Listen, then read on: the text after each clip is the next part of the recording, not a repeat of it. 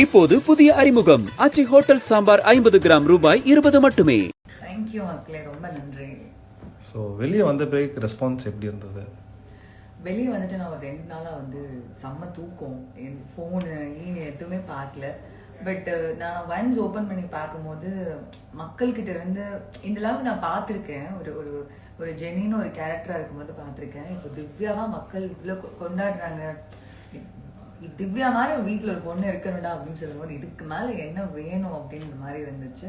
So மக்களுக்கு ரொம்ப நன்றி. லைக் உங்கள் வீட்டில் ஒருத்தராக வந்து இந்த மாதிரி ஒரு பொண்ணு இருக்கணும்னு சொன்ன அந்த வார்த்தை வந்து எனக்கு ரொம்ப க்ளோஸ் டு ஹார்ட் ஆகிடுச்சு.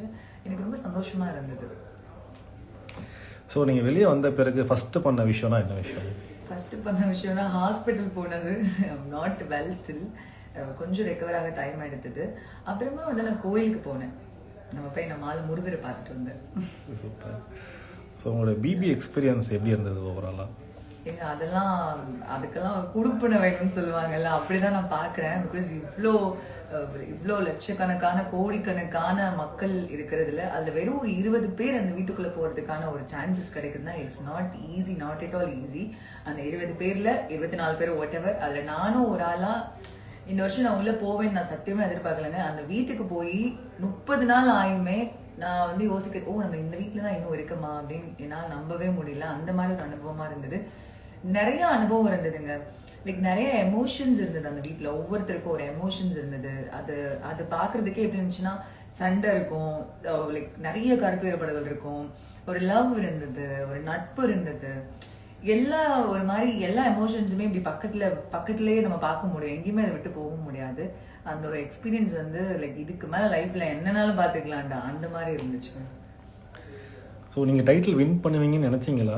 இன் கேஸ் நினைக்கலன்னா யார் டைட்டில் வின் பண்ணியிருப்பாங்கன்னு நீங்கள் நினச்சிட்டு இருந்தீங்க? நான் வந்து சத்தியமாக லைக் அப்படி உள்ள யாருக்குமே ஒரு கெஸ் இருக்காது.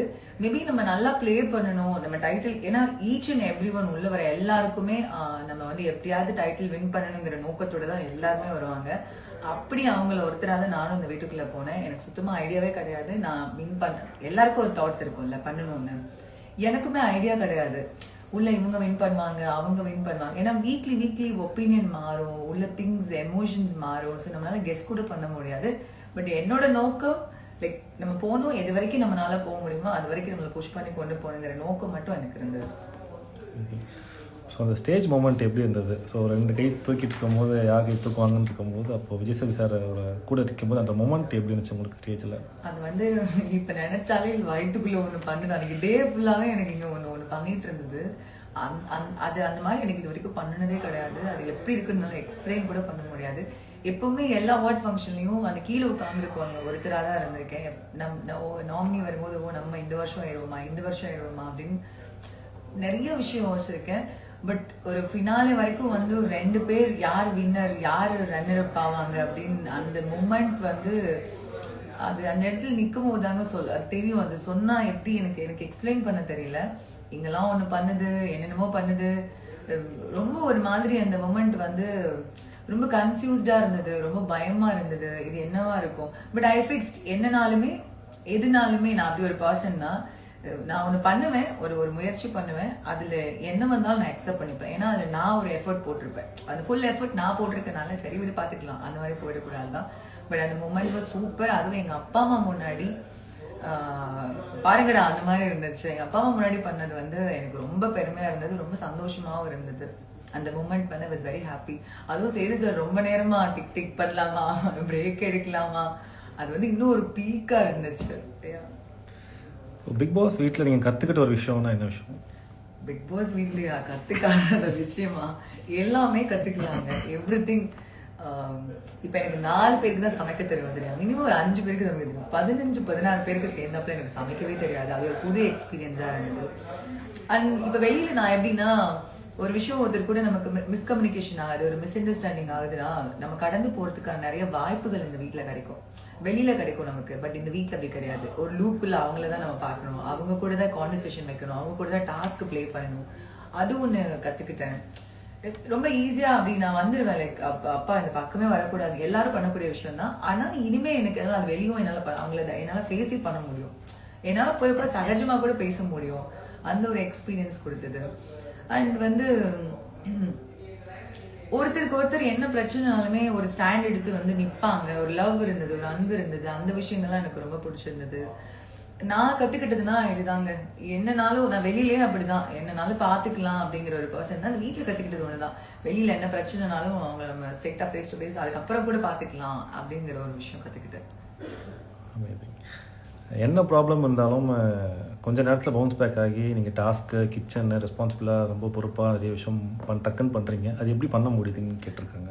அது வந்து எனக்கே ரொம்ப சர்ப்ரைஸாக இருந்தது. ஏன்னா நான் ரொம்ப ஹர்ட் ஆகக்கூடிய ஒரு பர்சன். எனக்கு சும்மா லைக் என் க்ளோஸ்டு ஒன் சும்மா லைட்டாக என்னை வந்து ஹர்ட் பண்ணிட்டாங்க, நான் சொல்லக்கூட மாட்டேன் அவங்ககிட்ட எனக்கு இந்த விஷயம் ஹர்ட் ஆச்சு அப்படின்னு. நானே எனக்குள்ள பயங்கரமாக ஹர்ட் ஆகிப்பேன். அவங்களுக்கு தெரியாமே அவங்ககிட்ட நான் நல்லா தான் இருக்கேங்கிற மாதிரியும் இருப்பேன், நான் சொல்லவும் மாட்டேன். பட் எனக்கு அந்த வீடு ஒரு விஷயத்த கொடுத்தது. ஏன்னா நான் அப்புறம் அப்படியே உட்காந்துருவேன். அங்க ஒரு எமோஷன்ஸ் இருக்குல்ல, அந்த எமோஷன்ஸ் எந்த சைடு போனாலும் ரொம்ப கேரி ஃபார்வர்டா எடுத்துட்டு போகும்.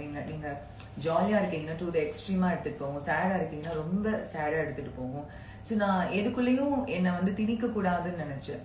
It's okay, come on, it's okay, fine, எல்லா இடத்துலயும் எந்திரிச்சு நிக்கணும், இட்ஸ் ஓகே, ஃபைன், அந்த மாதிரி மொமெண்டம் தான் இருந்தது. அதையும் என்னோட ஃபேவரட் வந்து கிச்சன் தாங்க. கிச்சனுக்குள்ள போயிட்டேன்னா நான் உலகத்தையே மறந்துடுவேன், அந்த மாதிரி இருந்தது. நீங்கள் உங்கள் லைஃப்பில் மிஸ் பண்ணக்கூடாத ஒரு பர்சன்னா யார்? இவங்க நம்ம கூட இருந்தால் லைஃப் நல்லாயிருக்கும் அப்படின்ட்டு இருக்கிற பர்சன் யார்?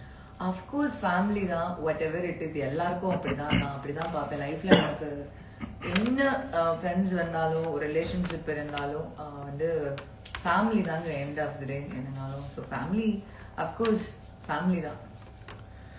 எபிசோட்ஸ்லாம் பார்த்தீங்களா அப்படின்னு கேட்டிருக்காங்க. எபிசோட்ஸ் வந்து நீங்க எபிசோடா பாத்திருக்கீங்க, நான் வீட்டுக்குள்ள லைவா எல்லாரையும் பாத்திருக்கேன். என்ன ஒன்னே ஒண்ணு பாக்கல, யார் யார் என் பின்னாடி எங்க உட்கார்ந்து பேசினாங்கிறத மட்டும் நான் பாக்கல. அது அப்படி பின்னாடி உட்கார்ந்து பேசின விஷயங்கள் அப்படியே பின்னாடியே போயிடலாம், அதை பார்க்க வேணாம்னு முடிவு பண்ணிருக்கேன். ஏன்னா நான் உள்ள பாத்துட்டேன் லைவா எல்லாத்தையும். ஸோ உங்கள் மேலே பிஆர் அலிகேஷன்ஸ் அப்போ நிறைய ஹேட்டர்ஸ்லாம் இருக்காங்க, அவங்களுக்கு என்ன கிளாரிஃபை கொடுக்க விரும்புறீங்க? கண்டிப்பா ஒரு எனக்கு அன்பு கொடுக்குறவங்க ஒரு 10 பேர் இருந்தாங்கன்னா கண்டிப்பா ஹேட்டர்ஸ் ஒரு 20 people 50 people கூட இருப்பாங்க. நான் ஒரு 10 எனக்கு அந்த அன்பு கொடுக்குற அந்த 10 பேர்த்த நான் எடுத்துக்கலான் இருக்கேன். அண்ட் பிஆர் வந்து லைக் அப்பெல்லாம் எதுவுமே இல்லைங்க. எனக்கு lots of friends. It's been like ஒரு 10-11 years நான் இண்டஸ்ட்ரியில இருக்கேன். எனக்குன்னு ஒரு ஃபேன் பேஜ் இருக்காங்க, எனக்கான மக்கள் வெளியில இருக்காங்க. நான் அதெல்லாம் முன்னாடியே வெளியில பார்த்துருக்கேன். அண்ட் என் ஃப்ரெண்ட்ஸ் எல்லாம் லாட்ஸ் ஆஃப் பீப்புள் இண்டஸ்ட்ரியில இருக்காங்க. லைக் ரித்திகா, நிவி, அக்ஷு, நேஹா, நிறைய பீப்புள் இருக்காங்க. எனக்காக ஒரு வீடியோ போட மாட்டாங்களா? யாருன்னு முகம் தெரியாத என்ன பிடிச்சி மக்கள் நீங்க எல்லாரும் எனக்கு ஓட் பண்ணுங்க, திவ்யா சூப்பரா பண்ணா, எங்க வீட்டுல ஒரு பொண்ணா பாக்கணும்னு இவ்வளவு அன்பு கொடுக்கும் போது லைக் எனக்கு தெரியலங்க, என்னங்க பிஆர் போய் எல்லார் வீட்டையும் ஒரு போனை பிடிங்க அங்க ஓட் பண்ண முடியும்?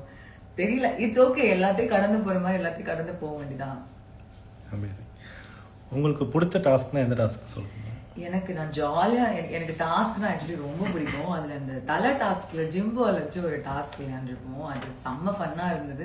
பட் எனக்கு கண்ணு தான் பெயின்ஃபுல்லா இருந்தது, அதர்வைஸ் சூப்பரா இருந்தது அந்த டாஸ்க்கு. அதுக்கப்புறம் ரொம்ப கஷ்டப்பட்டு பண்ணதுன்னா அந்த டோரை திறந்தா மாவு விழுறது, டிடிஎஃப் டிக்கெட் ஃபினாலேல. அதுக்கப்புறம் இப்படி கை 2 பிடிச்சிட்டு இருப்பேன், தெரியாம ஷூ போடாம போயிட்டேங்க. ஐயோப்பா, ஷூ போட்டிருந்தாவது இன்னும் ஒரு 3 hours 4 hours நின்று போகணும் அப்படின்னு. அந்த டிக்கெட் ஃபினாலே டாஸ்க் முடிகிற வரைக்கும் இருந்தது அந்த மாதிரி. ஐயோ ஷூ போட்டு போயிருந்துக்கலாமா, அந்த டாஸ்க் நல்லா இருந்துச்சு. கார் டாஸ்க் வந்து ரொம்ப ஒரு மாதிரி புது எக்ஸ்பீரியன்ஸா இருந்துச்சு. எல்லாரும் ஆளுக்கு தனித்தனியா பண்ணிட்டு இருப்போம். ஒரு குட்டி கார்ல மொத்தம் எல்லாரையும் உள்ள போடு, அந்த மாதிரி இருந்துச்சு. அந்த டாஸ்க் பிடிச்சிருந்துச்சு. ராஜாராணி டாஸ்க்ல வந்து பயங்கரமா சிரிச்சோம். அது ரொம்ப ஃபன்னா இருந்தது. வினோத்தை நான் போட்டு கவுண்டர் எல்லாம் லைக் வேற மாதிரி இருந்துச்சு. ஸோ பிக் பாஸ் வீட்டில் உங்களுக்கு மறக்க முடியாத ஒரு மெமரினா எந்த மெமரி சொல்லுவீங்க? அந்த வீடே ஒரு அதான் நான் சொன்னேன்ல, எனக்கு அந்த லைட் ஆஃப் பண்ணி அந்த வெறும் 9 அந்த பிக் பாஸ் இருக்கும் போது இட் வாஸ் லைக் அது ரொம்ப பெயின்ஃபுல்லா இருந்தது. எப்படி இருந்ததுன்னா, ஆஹா நம்ம இந்த வீட்டுக்குள்ள இனிமே ஒரு வாழ்க்கை வாழ முடியாதுல்ல, இதோட முடிஞ்சது இல்லை அப்படின்னு இருந்தது. பட் அந்த வீட்டுல உள்ள ஒவ்வொரு திங்ஸுமே, நான் சொல்றது ஒரு செல்ஃப்ல உள்ள ஒரு பொம்மை கூட எனக்கு ஞாபகம் இருக்கு என் மெமரியில. எது எந்தெந்த இடத்துல இருக்குன்னு கேட்டா கூட என்னால சொல்ல முடியும். அந்த அளவுக்கு லைக் ரொம்ப என்னோட ஆழ்மை. நம்ம ஸ்கூல் எப்படி இருக்கும், ஸ்கூல்ல இதுதான் என்னோட பெஞ்சா இருக்கும், இவங்களாம் தான் என் டீச்சர்ஸ், பார்த்த முகலாம் இன்னும் மெமரியில ஞாபகம் இருக்குல்ல. அந்த மாதிரி எனக்கு ஒரு பிக் பாஸ் ஹவுஸ் எனக்கு ஒரு பெரிய ஒரு மெமரி கொடுத்துருக்கு. ரொம்ப என்னை வந்து ரொம்ப வைசரா, இன்னும் ரொம்ப ஸ்ட்ராங்கா, இன்னும் வைசரா ஒரு விஷயத்த பார்க்கக்கூடிய அளவுக்கு நான் மாறி வெளியில வந்திருக்கேன்னு சொல்லலாம். இன்கேஸ் பிக் பாஸ் வீட்டில் மறக்க வேண்டிய விஷயம்னா என்ன விஷயத்த சொல்லுவீங்க? கசப்பான விஷயங்கள் வந்து நான் அங்கேயே விட்டுட்டு வந்துட்டாங்க. லைக் நான் எப்பவுமே அப்படிதான், ஒரு இடத்துக்கு போனாலும் சரி, ஒரு இடத்துல இருந்தாலும் சரி, இல்ல நான் ஒருத்தவங்கிட்ட பழகுறதுனாலுமே அவங்களோட குட் குவாலிட்டிஸ் என்னன்னு பார்ப்பேன். எனக்கு நான் அதை எடுத்துப்பேன். நான் சில கசப்பான விஷயங்கள் நிறைய அந்த வீட்டுல நடந்தது. சில கசப்பான விஷயங்களை நான் அந்த வீட்டுல இருந்து ஒன்ஸ் எல்லாம் முடிச்சுட்டு நான் வெளியில வரும்போது அந்த வீட்டோடய நான் புதைச்சிட்டேன். ஸோ வெளியில் வந்த பேருக்கு யார் கூட ஃப்ரெண்ட்ஷிப் கண்டினியூ பண்ணணும்னு நினைப்பீங்க, யார் கூட இவங்க சவகாசமே வேண்டாம்னு நினைப்பீங்க? நான் அது உள்ள டாஸ்க்லேயே சொல்லியிருப்பேன். நான் வெளியில வந்தேன்னா அரோரா, ஆதிரை, கனியக்கா, ஸோ இவங்கெல்லாம் லைக் தெரியல, ஒரு மாதிரி எனக்கு ரொம்ப ஜெல்லானாங்க, ரொம்ப பிடிச்சிருந்தது. அஃப்கோர்ஸ் வியானா, ரம்யா எல்லாரும் தாங்க, வினோத் அண்ணா, அதுக்கப்புறம் எல்லாரும் ஒரு மாதிரி ஒரு வைபா தான் இருப்பாங்க, ஜாலியா. அக்செப்ட் எனக்கு சண்டை போட்டா கூட நான் பேசிடுவேங்க, எனக்கு எந்த பிரச்சனையும் கிடையாது. சண்டை போட்டா டெஃபினட்டா நான் பேசக்கூடிய ஒரு ஆள் தான். எனக்கு ஒரு சில அலிகேஷன்ஸ் வந்து என்னால் அக்செப்ட் பண்ணிக்கவே முடியாது. அது என்ன ரொம்ப டீப்பா ஒரு விஷயம் ஹர்ட் பண்ணிடுச்சு அப்படின்னா நான் அதை ஏத்துக்கவே மாட்டேன். ஒருவேளை நீ பண்ணியான்னு கேட்டு ஒரு கிளாரிபிகேஷன் கொடுத்துருந்தா கூட எனக்கு பிடிச்சிருக்காது.